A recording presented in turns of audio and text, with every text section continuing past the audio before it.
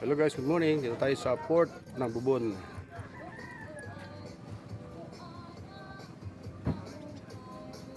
Ganda, di ba?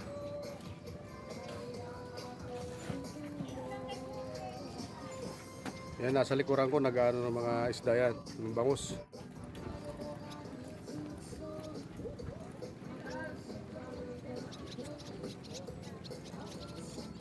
Na yung mga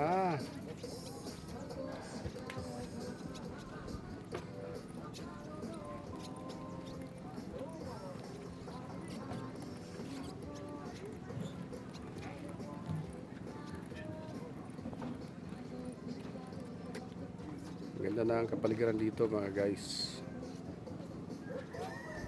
Ayan, may paparating na pambot. Ganda na parang ngayon. Sakto talaga na harvestin yung bangus. Ayan, meron tayong bangus dyan na na-harvest. Kaso mahal ang kilo mga guys. Ayan po yung lugar ng Buhiyawon at Babuwa. Sa likuran ko naman ay Barangay Butig. Ayan, doon tayo nagtatambay minsan.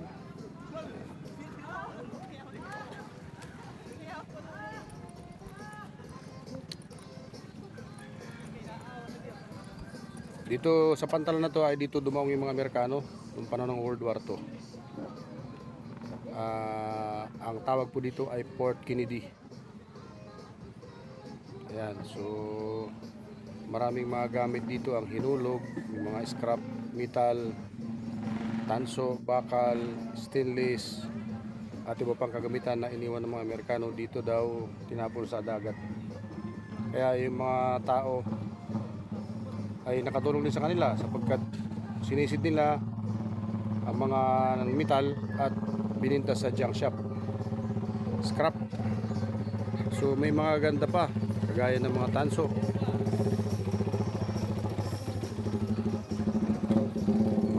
malaking pakinabang pa sa kanila mga guys. Doon galing yung bangus, ayan o, Barangay Butig. Doon yun galing, nandun yung bangusan sa linaw ng dagat mga guys.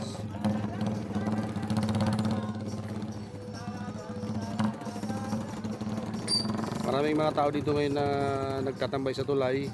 Yung iba nandun naliligo. Ayun sa kubo-kubo na, no? Doon, naliligo sila. Ayan, sila po yung nag-deliver ng bangus at babalik pa sila sapagkat meron pa doon.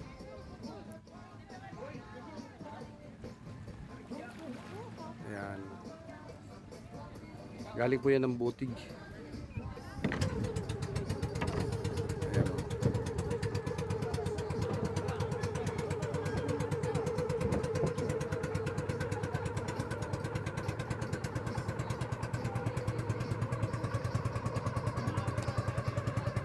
Sila po yung nag-harvest ng bangus. Pauwi na sila doon sa Butig. Pabalik pa sila sapagkat mayroon pang bangus silang kukunin delivery.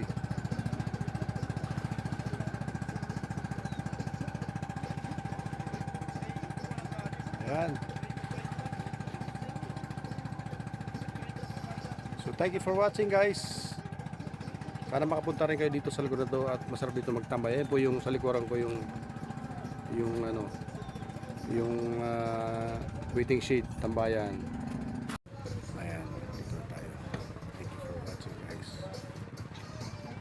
God bless and lahat.